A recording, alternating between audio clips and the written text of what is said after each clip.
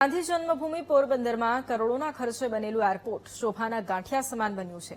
એક સમય અહીંથી દિલ્હી, મુંબઈ અને અમદાવાદ તરફ 3 ફ્લાઇટ્સ નિયમિત ઉડાન ભરતી હતી, પરંતુ હવે એપ્રિલ મહિનાથી કોઈ વ્યાપારિક ફ્લાઇટ ઉપલબ્ધ નથી। છેલ્લા સપ્તાહમાં મુંબઈની 2 દિવસની ફ્લાઇટ પણ બંધ થતા સ્થાનિકોમાં ભારે રોષ જોવા મળી રહ્યો છે। દેશ વિદેશમાંથી મોટી સંખ્યામાં પ્રવાસીઓ ગાંધી જન્મભૂમિ જોવા આવે છે, પરંતુ હવાઈ સેવાના અભાવે તેઓને મુશ્કેલીનો સામનો કરવો પડે છે। એપ્રિલ મહિનાથી એરપોર્ટ પર એક પણ કોમર્શિયલ ફ્લાઇટ ઉતરી નથી। હવાઈ કનેક્ટિવિટી વધારવાને બદલે અગાઉની સુવિધાઓ પણ છીનવાઈ ગઈ છે। પોરબંદરના નાગરિકો, વેપારીઓ અને પ્રવાસી સંગઠનોની માંગ છે કે મુંબઈ, અમદાવાદ તેમજ દિલ્હી સાથે હવાઈ કનેક્ટિવિટી પુનઃ સ્થાપિત કરવામાં આવે।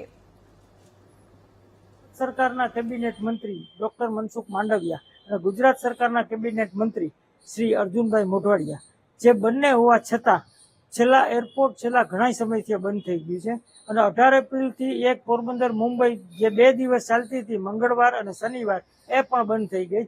એટલે જેથી કરીને બહારના રાજ્યોમાં માણસોને જવું હોય તો આ ફ્લેટ છે એ અનુકૂળતાવાળી છે। ત્યાંનું એરપોર્ટ પોરબંદરનું શોભાના ગાંઠિયા જેવું થઈ ગયું છે। પહેલા ધડુક સાહેબને હતા તો એ પોતે મહેનત કરીને પણ ગમે એમ કરીને ત્યાં રજૂઆત કરી કેન્દ્રમાં અને ફ્લાઇટ ચાલુ રખાવી હતી, પણ આ અત્યારે આપણને 2 કેબિનેટ મંત્રીઓ છે, એક ભારત દેશના અને એક પોરબંદરના, પણ આ બાબતે કંઈ કરતા જ નથી। ખરેખર જો એ લોકો કરે ને તો એમાં શું છે કે અત્યારે આપણું 12માસી બંદર છે, બ્રોડગેજ રેલવે છે, તો એરપોર્ટની પણ આપણે ફેસિલિટી મળે તો વેપારીઓને અહીંથી બોમ્બે જવું હોય, અમદાવાદ જવું હોય ને ત્યાંથી આવવા જવા માટે પણ પ્લેન ચાલુ હોય કાયમ માટે તો સવલત પડે